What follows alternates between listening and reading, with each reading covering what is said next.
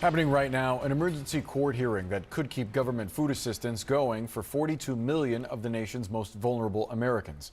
SNAP benefits are due to stop tomorrow over a lack of funding from the government shutdown, now in its 31st day.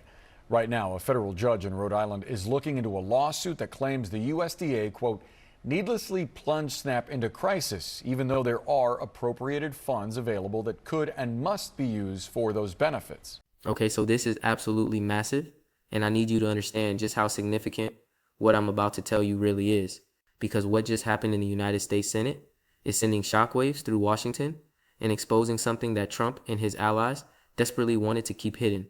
We're talking about a rebellion, a full-blown rebellion inside the Republican Party, and it's not just one or two senators making noise to get attention. We're talking about a coalition of 34 senators who just voted for extreme measures to block Trump's agenda. This is his worst nightmare, playing out in real time right before our eyes. The man who promised he would dominate Congress and push through his policies without resistance is now watching his own party fracture in ways that could derail everything he's trying to accomplish. And the details of what just happened are even more dramatic than the headlines suggest. But before we go any further, real quick, let's be honest. You can't really trust mainstream media anymore. That's why we built Pump Politics, to bring you real stories, real context, and no corporate spin. If you want to stay ahead of the headlines, join our free newsletter. We'll send the news straight to your inbox every day. Just click the link in the description to join. And if you just want to support what we're doing, join us, be part of the community that actually cares about the truth. All right, let's get back to the video. Option. It allows legislation to pass with just 51 votes instead of the current threshold of 6. CNN's Jeff Zeleny is here with more on this. Jeff, how are Republicans responding to the president's call to end the filibuster? Well, Brianna and Boris, Republican leaders in the Senate and indeed the House are responding with a resistance to this idea to change the rules of the Senate. And one of the reasons is, of course, for the short term in the Trump administration, which the president is talking about, it may be seen as a good idea. But in the long term, when Republicans are not in control of the Senate in some future year, perhaps, it would not be a good idea. So leaders of Congress are taking a longer term view at this. And again, resisting the idea of changing these Senate rules. Just a couple examples here of. So here's what went down. Trump has been pushing this massive legislative package, a sweeping bill that covers taxes and spending cuts and immigration enforcement and basically everything he campaigned on. This was supposed to be the signature achievement of his second term.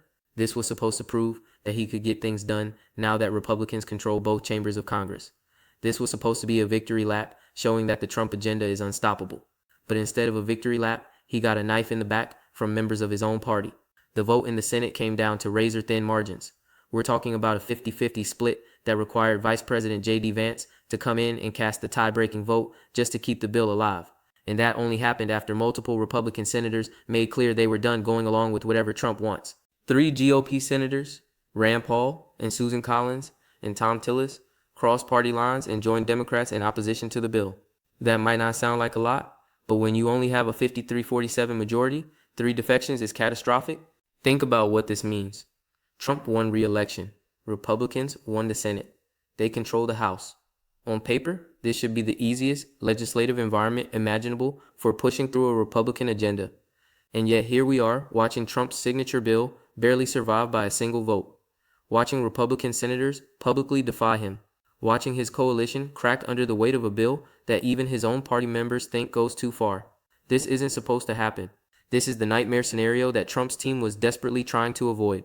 Because if he can't hold his own party together when they control everything, what happens when things get harder?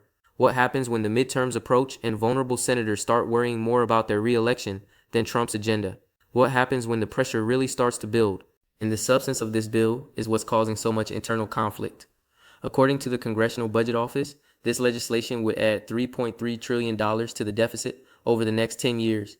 That's trillion with a T, and it would result in 12 million more Americans being uninsured by 2034 because of the cuts to healthcare programs. Those aren't partisan talking points. Those are the official projections from the nonpartisan budget office that Congress relies on for exactly this kind of analysis. So you've got Republican senators looking at these numbers and asking themselves, is this really what we want to run on? Is this really the hill we want to die on? Adding trillions to the deficit while kicking millions of people off their health insurance. For some of them, the answer is clearly no. They're not willing to walk the plank for a bill that could destroy them politically back home. And Trump's response to the dissent has been predictably, to threaten and attack his own party members. When Senator Tom Tillis indicated he was going to vote against the bill, Trump went after him publicly. He said Tillis was harming North Carolinians by opposing the legislation. He tried to bully him into compliance the way he's bullied so many Republicans before, but this time it didn't work. Tillis voted no anyway, and then he announced he won't be seeking re-election in 2026, which means he's essentially done caring what Trump thinks about him. That's the danger for Trump. When senators decide they're not running again, they stop being afraid of him. They start voting their conscience instead of voting out of fear. And the more senators who reach that point, the more trouble Trump is in. So today we're going to break all of this down completely. We're going to look at exactly what happened in this vote and why it matters so much. We're going to examine the fault lines within the Republican Party that this vote exposed. We're going to talk about what's actually in this bill and why even Republicans are having trouble supporting it. And we're going to discuss what this means for Trump's ability to govern going forward. Because make no mistake, this is a turning point. The myth of Republican unity is crumbling. The fear that kept everyone in line is fading. And Trump is learning that winning an election doesn't mean you automatically get everything you want. Stay with me here, because this story is absolutely wild. All right, let's get into the details of what actually happened here and why it's so significant for the future of Trump's presidency. Because the surface level story, some senators voted against Trump, doesn't capture just how dramatic this situation really is. You need to understand the context. You need to understand what's in this bill. And you need to understand why Republicans who should be Trump's strongest allies are willing to break with him publicly. First, let's talk about the math. Republicans have a 53-47 majority in the Senate. That sounds comfortable, but it's actually incredibly fragile when it comes to controversial legislation. Because of the way Senate rules work, you need 50 votes to pass most legislation through the reconciliation process. If you lose more than 3 Republican senators, you lose the vote entirely. There's no backup plan. There's no path forward. You're done. So, when Rand Paul and Susan Collins and Tom Tillis all announced they were voting against Trump's bill, that meant Republicans were at exactly 50 votes. One more defection, and the whole thing would have collapsed. That's why Vice President J.D. Vance had to cast the tie-breaking vote. That's why this was such a close call. And that's why Trump's team is panicking right now. Because barely surviving by a single vote isn't a victory. It's a warning. It's a sign that the coalition is unstable. It's a sign that future votes could go even worse. And it's a sign that Trump's hold on his own party isn't as strong as he wants everyone to believe. Now let's talk about what's actually in this bill that's causing so much controversy. This is a massive piece of legislation that covers multiple areas of policy. On the tax side, it includes about $3.8 trillion in tax breaks over the next decade. That includes things like exempting tips from taxation, which was a big campaign promise. It includes extensions of the 2017 tax cuts that were set to expire, and it includes new breaks for various industries and income levels. Sounds great on paper, right? Who doesn't want lower taxes? But here's where things get complicated. To offset some of those tax cuts, the bill includes major spending reductions. We're talking about cuts to Medicaid that would result in millions of people losing health coverage. We're talking about cuts to green energy programs that some Republicans actually support because they benefit their states. We're talking about changes to social programs that affect real people in real communities. And the immigration component is massive too. The bill allocates about $350 billion for immigration enforcement. That includes funding for border security and deportation operations and detention facilities. This is Trump delivering on his core campaign promise to crack down on immigration. But even here, there are Republicans who think it goes too far or costs too much or doesn't address the underlying issues. The combination of all these elements, the tax cuts and the spending reductions and the immigration enforcement, creates a package that's difficult for many senators to support entirely. Some love the tax cuts but hate the healthcare reductions. Some support the immigration funding but worry about the deficit impact. Some are on board with most of it but have specific concerns about how it affects their state. And when you add up all those individual concerns, you get a coalition that's barely holding together. The Congressional Budget Office analysis is what really spooked a lot of senators. When the CBO came out with their projections showing $3.3 trillion added to the deficit and 12 million more uninsured, it gave Republicans who were looking for an excuse to vote no exactly what they needed. Because now they can say, look, I'm a fiscal conservative. I can't vote for something that adds trillions to the deficit. I'm not opposing Trump. I'm opposing irresponsible spending. That framing gives them political cover back home. It lets them distance themselves from Trump without looking like they're betraying the party. And for senators like Rand Paul, who has built his entire brand around fiscal responsibility, voting against a bill like this is actually on brand, even if it puts him at odds with Trump. Susan Collins has different concerns entirely. She's always been one of the more moderate Republicans in the Senate. She represents Maine, a state that isn't solidly Republican, and where voters care about things like healthcare access. The Medicaid cuts in this bill are poison for her politically. She cannot go home and explain to her constituents why she voted to kick people off their health insurance so that wealthy people could get tax breaks. It doesn't matter how much pressure Trump puts on her, the political reality in her state makes supporting this bill almost impossible. And she's shown over the years that she's willing to break with the party when she thinks it's the right thing to do. Tom Tillis is an interesting case because he was considered a Trump ally until very recently, but something clearly changed. Maybe it was the substance of the bill. Maybe it was the way Trump and his team treated him. Maybe it was his decision not to seek re-election, freeing him from political considerations. Whatever the reason, Tillis voted no and then announced he's done after this term. That's significant because it suggests the fear factor that Trump relies on is wearing off. When senators decide they're not running again, they stop being afraid of primary challenges. They stop worrying about Trump's tweets.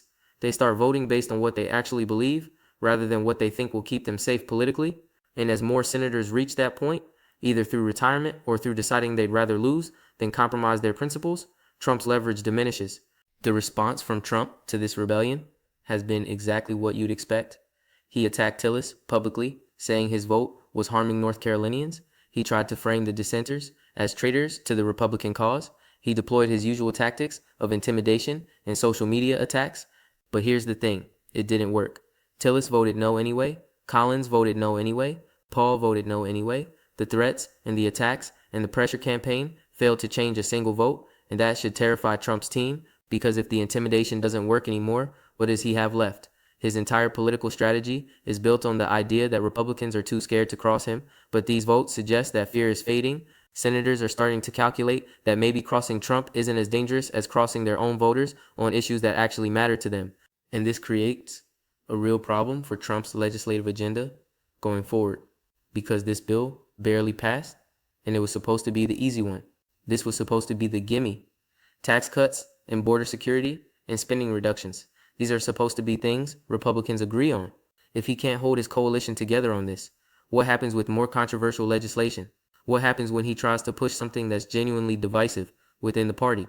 The answer is pretty clear. He's going to lose those votes.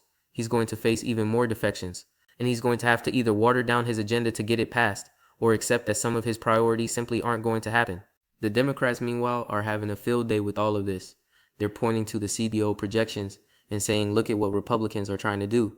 They're adding trillions to the deficit while kicking millions off health insurance. They're taking from the poor to give to the rich.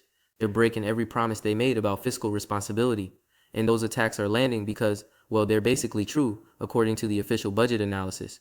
Democrats are also highlighting the internal Republican divisions, showing that even Trump's own party doesn't fully support what he's doing. That's a powerful message heading into the midterms. It suggests that the Republican agenda is unpopular even among Republicans. It suggests that Trump doesn't have the support he claims to have.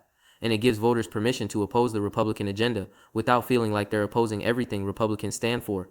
Okay, so let's break this down into the key points you need to understand about this situation, because there's a lot happening here. And I want to make sure you walk away with a clear picture of what this vote means and why it matters so much for the future. Point number 1. Trump's Senate majority is more fragile than it looks on paper. Yes, Republicans have 53 seats. Yes, that sounds like a comfortable margin. But when you can only afford to lose 3 votes, and you're already losing 3 on major legislation, you're in trouble. This vote showed that Trump cannot count on his full caucus to support his agenda. There are Republicans who will break with him when they think the policy is wrong, or when they're worried about the political consequences back home. And that means every major vote going forward is going to be a nail-biter. Every controversial bill is going to require arm twisting and deal-making, and probably some concessions that Trump doesn't want to make. The era of rubber stamping whatever Trump wants is over before it really began. Point number 2, the substance of this bill is genuinely problematic even for Republicans. This isn't a case of Democrats making things up to attack Trump. The Congressional Budget Office, which is nonpartisan and which Congress relies on for exactly this kind of analysis, projects that this bill adds $3.3 trillion to the deficit over 10 years and results in 12 million more Americans being uninsured.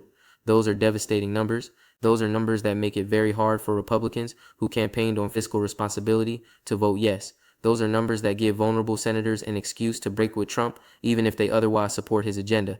And those are numbers that Democrats are going to hammer relentlessly between now and the midterms. The substance of the bill, not just the politics around it, is what's causing the coalition to fracture. Point number 3, Trump's intimidation tactics are losing their effectiveness, and that's a major problem for him. For years, Trump has controlled the Republican Party through fear. He threatens primary challenges. He attacks people on social media. He makes clear that crossing him has consequences. And for years that worked. Republicans fell in line because they were afraid of what would happen if they didn't. But this vote shows that the fear is fading for at least some senators. Tom Tillis got attacked by Trump and voted no anyway. Susan Collins has been dealing with Trump's criticism for years and keeps voting her conscience. Rand Paul has never been particularly afraid of Trump in the first place. When senators stop being scared, Trump loses his primary tool for maintaining discipline. And once word gets around that you can cross Trump and survive, more senators might be willing to try it. Point number 4. Retirement announcements are going to accelerate the breakdown of party discipline. Tillis announced he's not seeking re-election in 2026, right after this vote. That's not a coincidence. When senators decide they're done, they stop caring about primaries and political consequences. They start voting based on what they actually believe. And we might see more of these announcements as Trump's term goes on. Every senator who decides to retire is a senator Trump can no longer threaten effectively. Every retirement creates space for someone to vote their conscience rather than vote out of fear. If enough Republicans reach that point, Trump's ability to pass legislation collapses entirely. He'll be dependent on Democrats for votes, which means compromising on things he doesn't want to compromise on. Point number 5. The deficit and healthcare projections give Democrats a powerful message for the midterms.